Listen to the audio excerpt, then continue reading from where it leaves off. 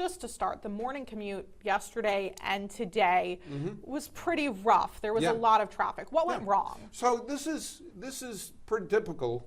If you've been around for the last 8 years, well, you haven't, but anybody that has, any of our larger construction projects, when we make major traffic changes in the patterns, there are a few things that have to happen, and it takes place over several days after we initiate it, and this is the same way. 2 nights ago, we put in place on the westbound side of 195, we put in place a new location where the traffic switches over from the westbound 195 onto the other side of the bridge. And we moved the location of that in order to prepare for the implementation of 3 lanes in each direction. That was step 1. And we did that on Monday night. And then on Tuesday morning, of course, we saw some disruption. There were 2 reasons that we had disruption. Part of it is on us, which is we normally put our eyes on these the day after we implement traffic changes. We have our folks, we ride through in real time with the other commuters, and we take a look at it from the perspective of, are there any tie-ups? Are there any things that we can make better? What do we need to tweak? What new signs do we need? How do we need to relay the lines down? And we did that, and we found a number of things that we needed to do to improve the transition for people to make through that work zone. And we implemented those last night, and this morning they seem to work. So the westbound lanes are back to operating smoothly, or as smoothly as they were before we made that change on Monday night. And we ironed out the transition and the restriping of that side.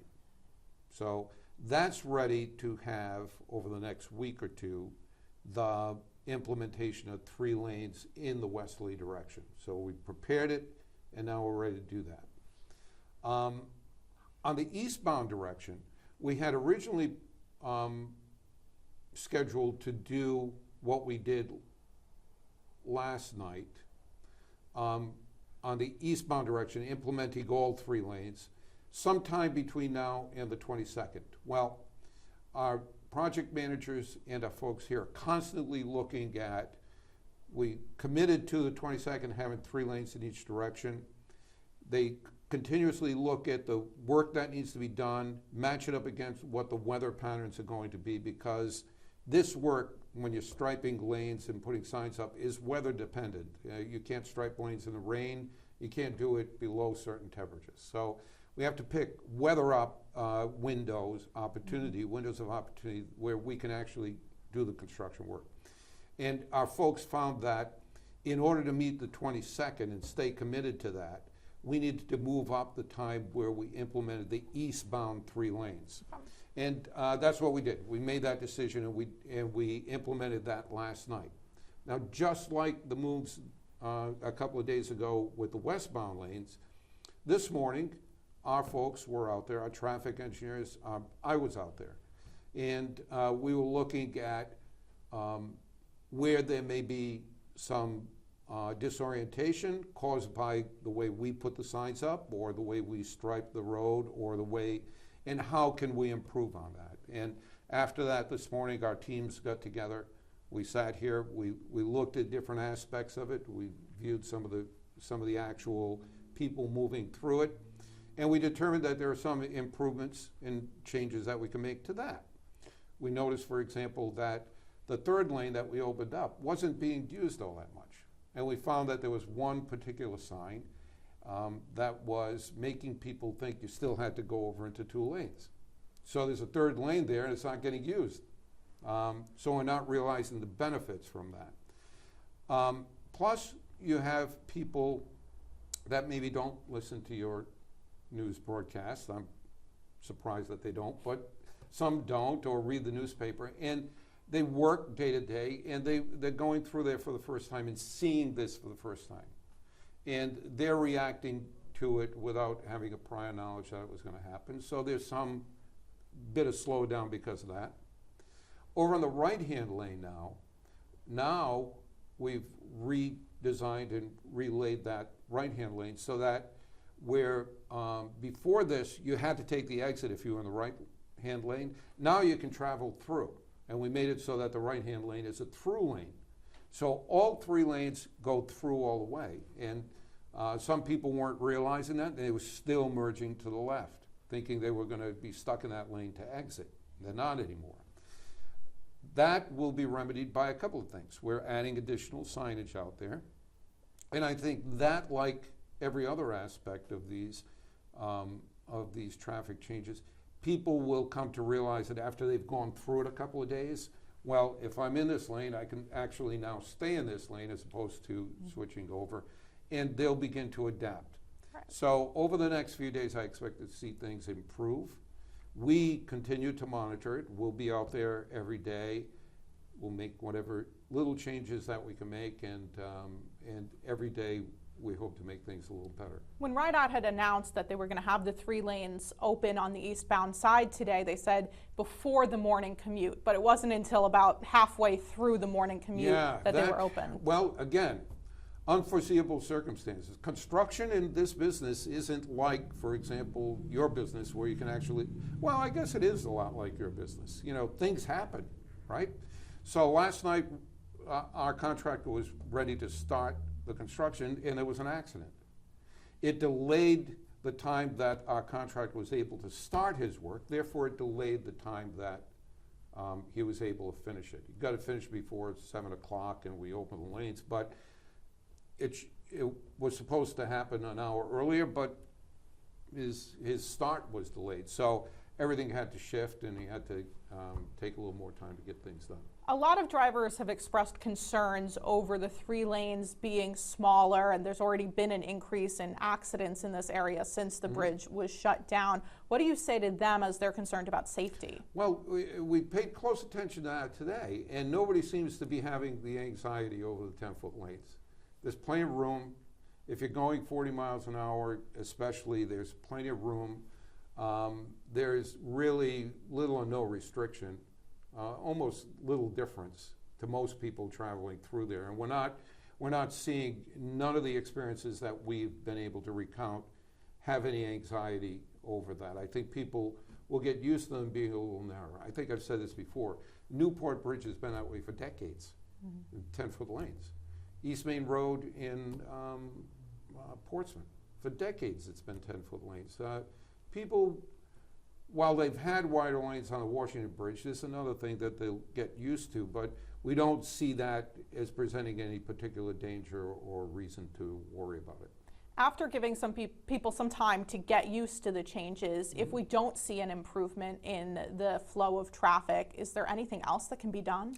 Yeah, we're always looking for that. You know, even from day one, you saw us take the need to close down an entire bridge in one direction. We adapted very quickly and got 2 lanes of traffic in both directions open within 3 days after that, okay? Because we have teams here of people that concentrate on that. After we did that, we saw that there were things that we could do on the westbound lanes to reconfigure and create merges at different points that helped a little more there. Likewise with these 3 lanes, we've been working all along to see where there were additional pavement that we could make use of that would allow us to create 3 lanes in each direction, and a detailed analysis of the bridge to make sure that the bridge that we put these 6 lanes on is structurally sufficient to be able to handle that. We did all of that work, and we got that in place. We're not stopping here. Through the rest of this project, we're going to continuously look at what other things that we could do to help make that commute through that area as normal as possible. And we're going to continue doing that. We don't stop doing that. We do that with all of our projects. We've got 147 other work zones, other bridges that we're currently building right now, today, as we sit here. And people are traversing through those, in most cases, almost not even noticing it. We want to make this work zone as much as like those others as we can. And that pretty much is what we do. And we'll do that here too. We want to make sure that we get this that we get folks as far back to normal as we can, and at the same time we have these other parallel efforts going on here of getting the demolition project up and running and getting the construction project up and running, and all of those are moving ahead full steam. And we're getting closer and closer to the day where we have contractors. By the end of July, we'll have contractors demolishing and rebuilding both at the same time, and getting that bridge built as fast as we can. When it comes to the bridge, okay, two last quick questions. You know, when we're talking about the bridge and the analysis that's coming, are there other changes you're making here at DOT when it comes to bridge inspections, or just the way work is done to try and prevent issues like this in the future? We are. We are developing new bridge inspection policies. We did that back from 8 years ago. Prior to 8 years ago, we had very little in terms of policies and regularity with our bridge inspections. We changed that. 8 years ago, we did a statewide inspection as to serve as a baseline. We then implemented annual inspections and put very rigid controls. We went to a policy of rotating consultants to come in and do that in place of a sporadic kind of policy that we had prior to that. And over the years, that served its purpose. We had over 500 of our bridges structurally deficient. We fixed a lot of them. We fixed almost 300 of them. But during that time, those policies protected us from having any incidents as what happened in Baltimore or other places, actual failures, right? And they served their purpose. But we always look to ways to improve things here at DOT, and one of those ways is to now, learning what we have from this experience, how can we modify our, particularly the complex bridge inspections, and customize them in a way that we have a broader kind of scope of a look at these bridges, and make sure that we create an inspection program that's as safe as we possibly can make it. We'll be exceeding the normal FHWA, Federal Highway standards, but that's a good thing. I mean, if we do things better than what the standards require us to do, that's good. Perfect. And then just really quickly, last question while we have you. You do serve as the RIPTA board chair. Sources have told to NBC 10 that CEO Scott Avedigian is in the process of resigning. Do you have anything on the latest status for him? Do you think him resigning is the right move? I'm hearing it for the first time from you and other reporters. I've not spoken to Scott.